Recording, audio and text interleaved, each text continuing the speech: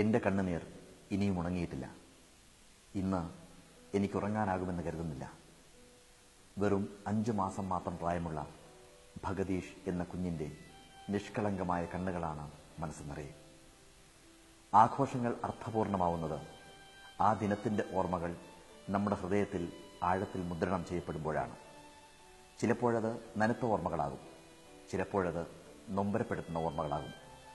അങ്ങനെയാണെങ്കിൽ ഇന്നത്തെ ചെറിയ പെരുന്നാൾ എൻ്റെ മനസ്സിൽ അവശേഷിപ്പിച്ചത് വേദനിപ്പിക്കുന്ന ഓർമ്മകളായിരുന്നു. ഞാൻ ഈദ് മുബാറക് എന്ന് പറഞ്ഞത് അവരോടായിരുന്നു. തമിഴ്നാട്ടിൽ നിന്നുള്ള വെറും 5 മാസം മാത്രം പ്രായമുള്ള ഭഗദീഷ് എന്ന കൊച്ചു കുഞ്ഞു മുതൽ കുറേയേറെ ക്യാൻസർ രോഗികൾ. അവരോടൊപ്പമാണ് ഞാനും പാളയം ഇമാമും ഇന്ന് ഒരുമിച്ചിരുന്ന് ഭക്ഷണം കഴിച്ചത്.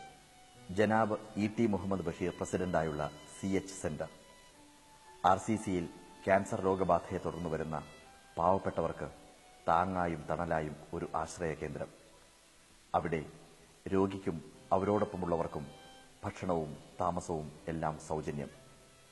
ഓരോ മുറിയിലും കയറിയിറങ്ങുമ്പോൾ പ്രതീക്ഷകൾ തളം കെട്ടിയ കുടുംബാംഗങ്ങളുടെ കണ്ണുകൾ. ക്യാൻസർ എന്ന രോഗം അങ്ങനെയാണ്. ആരെയും അത് കീഴടക്കും, ഒരു കരുണയുമില്ലാതെ. പിറന്നു വീണ കുഞ്ഞു മുതൽ ഏത് പ്രായക്കാരെയും, സമ്പന്നരെന്നോ ദരിദ്രനെന്നോ നോട്ടമില്ലാതെ ഏതൊരാളെയും, പണ്ഡിതനെന്നോ പാമരനെന്നോ വ്യത്യാസമില്ലാതെ ആരെയും അത് തോൽപ്പിക്കും. അതിന് ചെറുക്കാൻ നമുക്കാവില്ല. പക്ഷേ മുന്നിൽ ഇരുട്ടുമാത്രം ബാക്കിയാവുന്ന രോഗികൾക്ക് ആശ്രയ കേന്ദ്രമാകുന്ന CH സെന്ററിനെ പോലെയുള്ള കേന്ദ്രങ്ങളെ സംരക്ഷിക്കുവാൻ അല്ലെങ്കിൽ താങ്ങി നിർത്തുവാൻ നമുക്കാവും.